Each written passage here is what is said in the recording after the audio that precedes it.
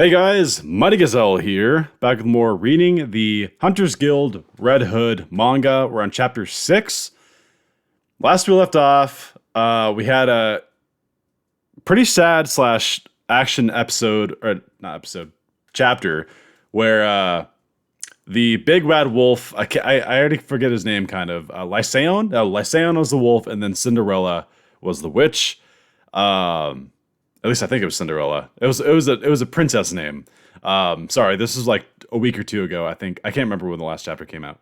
But brand new chapter of Red Hood. I'm excited to see where if we do reach the guild, because Valoo, last we saw, he was like, take me to the guild, like forget the refund or whatever, because Grim was trying to say like, hey, we failed, so we're gonna bring people here to clean this up and stuff. And he's like, nah, just take him to the guild. Because there's nothing left here for him, you know? And we saw Grim turn back into a kid, which is interesting.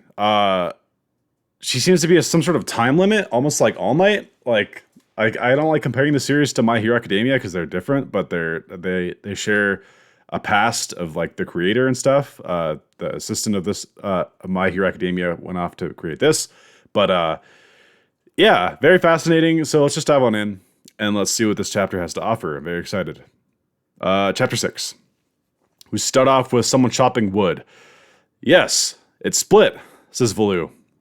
You've a knack for that. Okay, so this looks like a flashback. When the borders of a manga are in black, it's typically a flashback, or in the past. Just a little tip. The mayor says, you got a knack for that. Mayor, bring me more wood. From now on, I'll do the wood cutting, says Valoo. Mayor seems a little surprised by this. You always cut the firewood for everyone, right?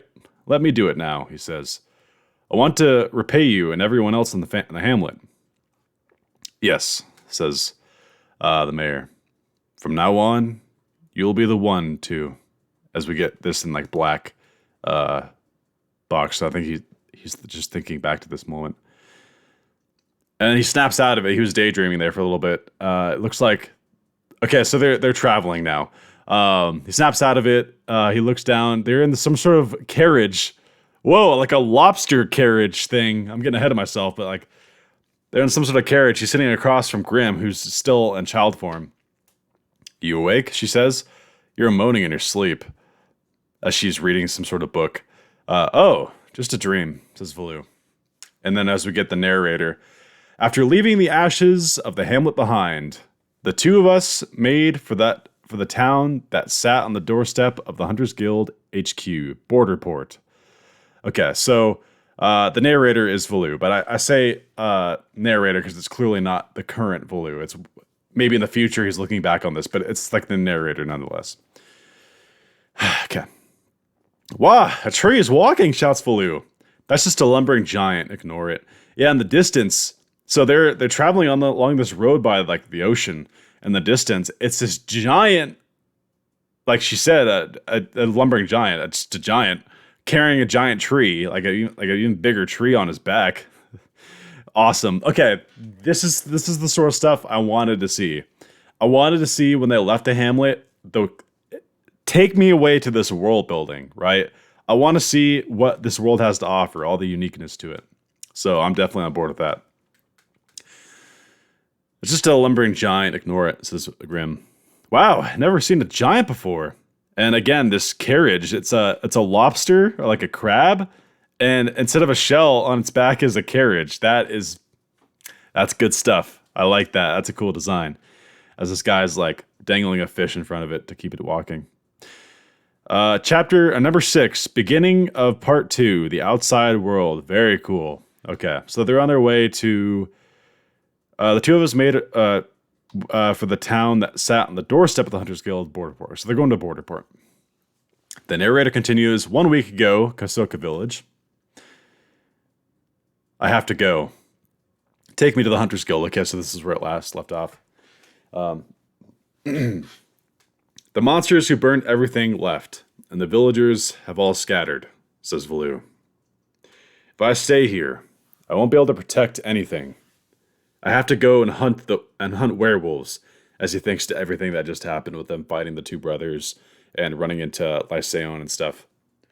In order to protect the surviving villagers, says Grimm, you're going to try to protect the whole world? That's some awfully strange reasoning. Sounds more like a child's dream to me, she says. Baloo just kind of stares on in silence. But for now, that's good enough, she says. By the way, she's way shorter than him. Like, there's a shot of them back to back right here. Or not back to back, like standing in front of each other. She's not just a child. She looks like she's like 5. Like, in terms of height and like just body. Come with me. I'll take you into the hunter's world, she says. That's a great shot of the two of them, by the way. I like how like now the little suitcase she's holding is like actually like bigger than her. It's I wonder if they'll explain that, like why she's a little girl but can transform into an adult. Like which one's her true form? Is she a child with the mind of like an adult that can turn into an adult randomly, or is she or is her true form an adult but like something's wrong with her? I don't know. I'm kind of curious about that.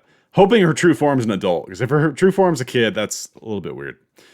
I can't let the tragedy of Kasoka Village happen again, Baloo thinks to himself as he's holding his axe. I'm going to become a hunter to make sure there's never another disaster like that. Tilty, stop here. Let's have breakfast. Okay, so Tilty is the guy. Whoa, is he a giant? Because like he opens a little sliding door and he looks huge. He might not be like a giant, but like at least a big person. Let's have breakfast, she says. Right, he stops. Okay, so this guy clearly works for the guild, or she just paid him, whichever. Okay, so it looks like they pull over to the side. That lobster's pretty cute, by the way, that crab thing. Property of the Hunters Guild, tractor, hermit crab, amber. Okay, so it is property of the Hunters Guild. That's cute. I like that. Property of the Hunters Guild, amber. All right, so they pull over. Looks like they're eating some food, making a sandwich or something. About that axe, she says. Did it really belong to your mayor? As she's munching on this. I don't know if that's a meat or what, but it's some sort of sandwich.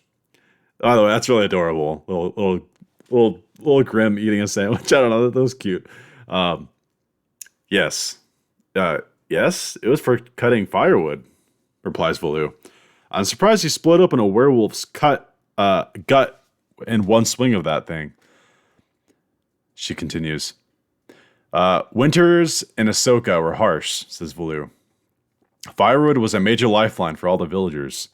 To repay them for raising me, I'd split everyone's firewood for the winter.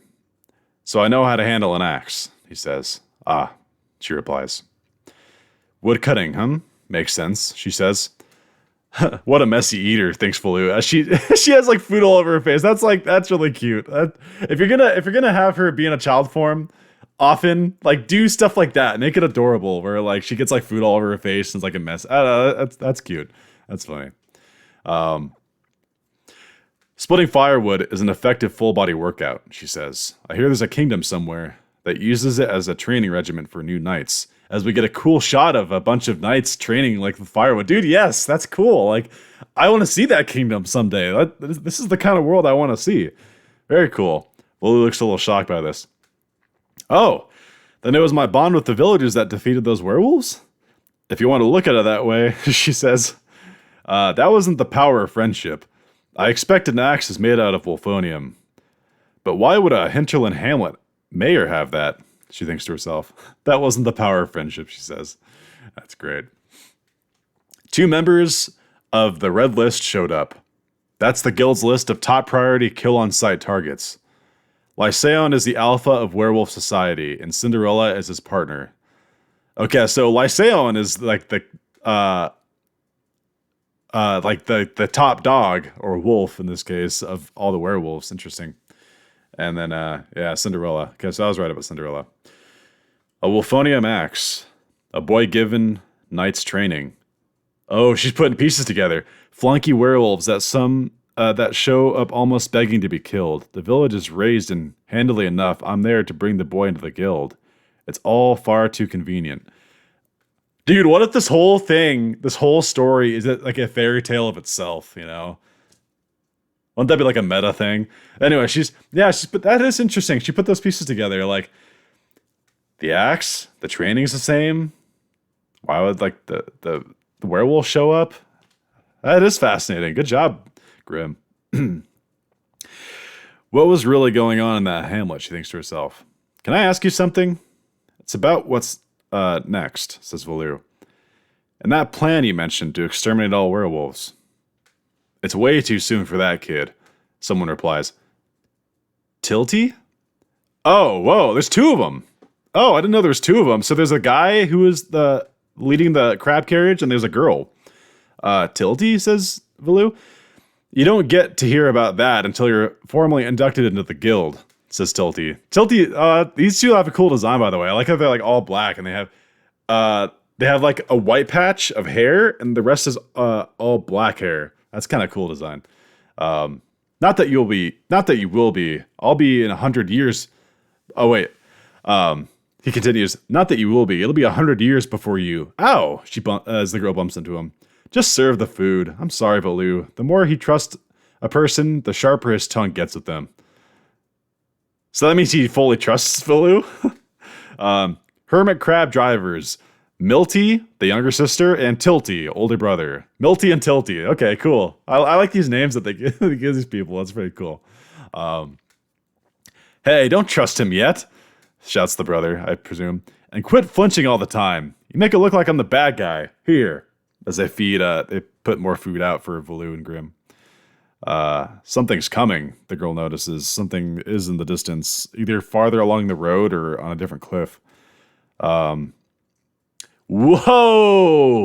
Whoa! All right. We get another crab vehicle thing, but this is a tank. That is a cool design. Ooh, what's that? Says Valou as his eyes sparkle. An armored crab. It's a species that sticks stuff to its body as armor. The foam it spits makes a kind of glue when mixed with sand. It uses that to paste junk to its back. Oh, that is so cool. That is awesome. That one's carrying a derelict tank. What's a tank, says Valou. Something you'll see plenty of in town, replies Milty. I think Milty's the brother, right? Let me confirm that. No, Tilty's the brother. Milty's the girl. Okay, so Tilty, Milty. Okay. What should we do? Says Milty. It isn't firing at us. And there's just one. Grim says, armored crabs are generally timid and harmless creatures, but this road leads to the outskirts of the bay. Let's lead it back into the wild. Whoa, it's turning the barrel of the tank is turning toward him. Valou notices. It moved, shouts Milty. Boom! Oh my god, it blew up Amber's carriage on the back. Oh no! You're kidding? How can it fire? Is there someone inside piloting it? Shouts Milty and Tilty. Skirt as the top of the tank opens. What the heck? There's a crab inside of a human skull that climbed out. Oh gosh. Another crab. There's a tiny one sitting on top of it. A plier crab. It's clever and has prehensile claws. Its favorite food is humans, too. Scary. You can see it? Shouts Milty. I permit you both to use force, says Grim. Can I count on you to handle it? You bet, says Milty and Tilty. Oh, they get to fight? Okay, let's see how they fight. What do we do? Says Valou. Watch and learn, says Grim. This is a good chance. I haven't told you before about what's going on with my body. Oh, shit, she's gonna actually tell him. Okay. Valou has exclamation mark like, huh? Narrator coming in says, put simply, I was cursed. A witch's hex turned my body into that of a child. Okay, that makes sense. On the hunt, I can use this layer clock to transform into an adult. But it works for only about 3 hours. And only... No fucking way. 3 hours? That's the exact same time limit as All Might. Is that on purpose? Is that supposed to be a wink, nudge, nod to that? What? Oh, wow. Anyway. And only once per day. After that, I'm useless for a time. Basically, it leaves me really, really tired, she says in a really adorable face. Not that I'm needed right now anyway. These two are skilled. Oh my god, they pull out like a bunch of knives from their cooking. Dude, I already like Milty and Tilty. Their designs are cool. Gee, says the crab in the tank. Is he aiming another shot? Oh shit. They shot a bullet into the crab's tank and it's ricocheting around. Do they use guns? Woo! Oh, she's a sniper. Oh, that's so cool. Dude, snipers are so I dig snipers. Like, that's just like one of the coolest like attack methods ever. It's ricocheting, she says as she fires. Good. Amazing. Not only does she hit that tiny gap, she aimed for a ricochet too. It forces the crab to come out. Hey there, crab. That was a pretty nice shot earlier. And then the guy comes in. Okay, so Milty is the sniper. Tilty goes in with his various cutting blades that he uses for cooking, and he just cuts the shit out of the crab and kills him. Nothing personal. You just picked the wrong targets. Oh, these two are cool. I like them. I like this. This is sick. Wow.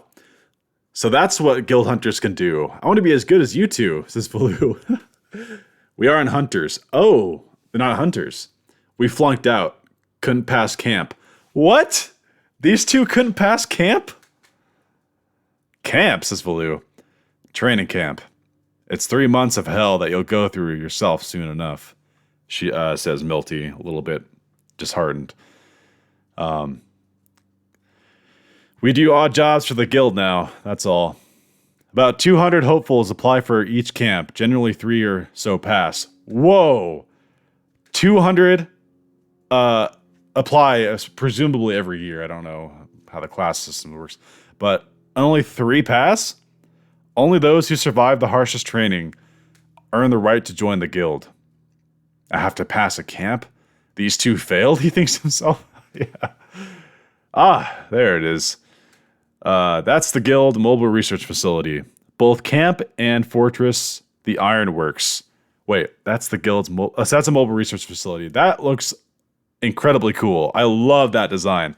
It's basically a sea fort, but the base is really narrow, and it looks like, well, you know what I get from this? The vibes. If you guys ever watched Codename Kids Next Door, cartoon on Cartoon Network, it looks like the tree houses where like the base is kind of like skinny, and then it branches out to be like ridiculous and have like battleship cannons and shit on it. That's what this kind of looks like. I like that.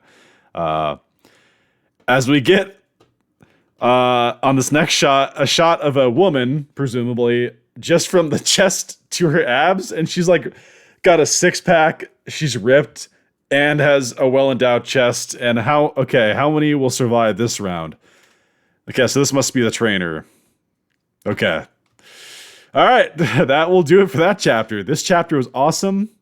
Lots of great imagery. We met Milty and Tilty and Amber, who are all great. I love Milty and Tilty already. They're cool. The crab tank design was awesome.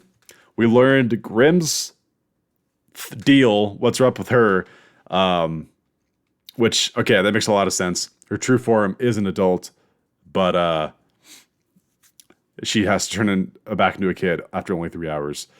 So that'll be her probably quest, right? Throughout the story is to like undo that curse on herself. Cool. Very cool. Yeah, I don't have much else to say. I kind of left it all out there in my reaction. This is a great chapter. We have to wait. When's the next chapter come out? That doesn't say. But I presume it's going to be 2 weeks because I think Jump is on break next week. So, all right. Hope you guys enjoyed. I definitely enjoyed this chapter. This is a really good one. Until next time, this has been Mighty Gazelle, hoping you all have a mighty day. See you guys.